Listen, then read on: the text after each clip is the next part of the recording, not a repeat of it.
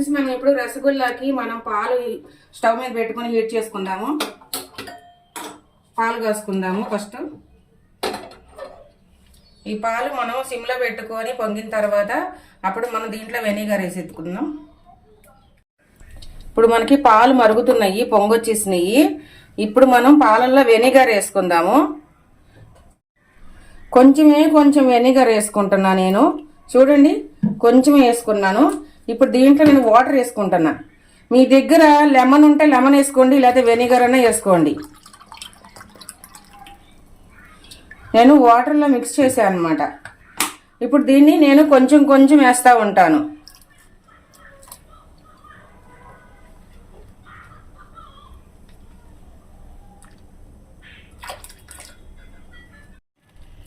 మనకి ఇలాగ పాలన్నీ ఇలాగ ఇరిగిపోయినాయి. ఇప్పుడు దీన్ని మనం వడగొట్టేసుకుందాము రసగుల్లా చేసుకుంటానికి.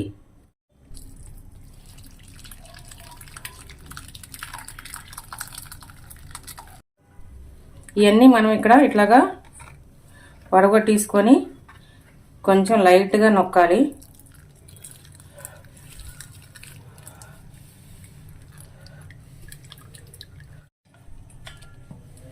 మళ్ళీ ఇట్లాగా మనం ఫ్రెష్ వాటర్లో మళ్ళీ ఒకసారి ఇలాగ క్లీన్ చేసుకుందాము ఇదంతా. ఎందుకంటే అప్పుడు వెనిగర్ వాసన అనేది మనకి రాకోకుండా ఉంటుంది, బాగుంటుంది.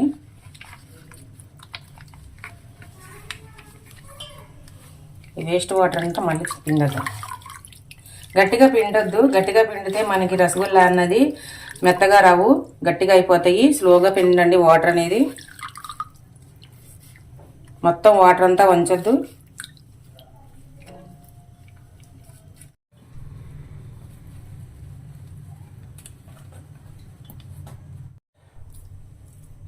దీన్ని అంతా మెత్తగా పిసికేసుకుందాం. మనం ఇది మ్యాష్ చేద్దాం. రసగుల్లాకి పాలు మనం కొంచెం ఎక్కువసేపు మరగనివ్వాలి. మరగనిస్తే ఏంటంటే మనకి టేస్ట్గా ఉంటుంది, చిక్కగా ఉంటుంది.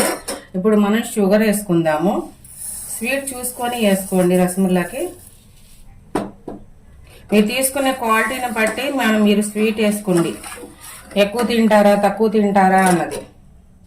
దీంట్లో కొంచెం ఎలాచీ పౌడరు, తర్వాత కుంకుమ పువ్వు వేసుకోండి. కుంకుమ పువ్వు వేసుకుంటే మనకి కలర్ అనేది మంచిగా వస్తుంది రసగుల్లాకి. మనకి బయట అమ్మేవాళ్ళు ఫుడ్ కలర్ వేస్తారు. మనం ఇంట్లో ఓన్గా చేసుకుంటున్నాం కాబట్టి ఫుడ్ కలర్ వద్దు. చూసారా, మంచి కలర్ వచ్చేస్తుంది. ఇప్పుడు పాలు దీనికి బాగా చిక్కబడినివ్వాలి. మనం ఈ పాలు ఇరిగిపోయిన దాన్ని మనం ఇప్పుడు రసగుల్లా కోసమని మంచిగా మెత్తగా పేస్ట్ చేసుకోండి. ఈ అరిచేత్తో మంచిగా ఇలా సాఫ్ట్ చేయండి. ఎందుకంటే మనకి ఎంత సాఫ్ట్ చేస్తే అంత ఉండ అనేది మంచిగా రౌండ్గా వస్తుంది.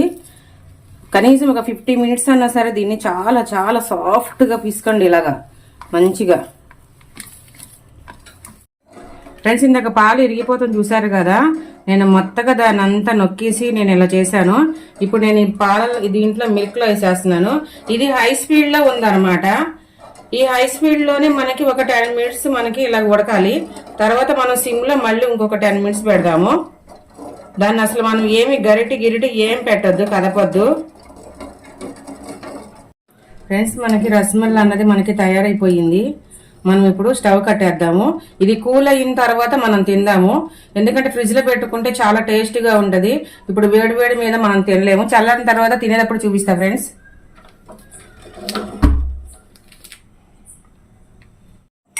ఫ్రెండ్స్, ఈ రోజు నేను రసగుల్లా చేశాను.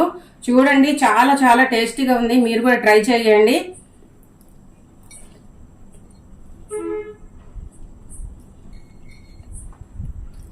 మనకి కలాకాండ్ తింటున్న ఫ్లేవర్ వస్తుంది.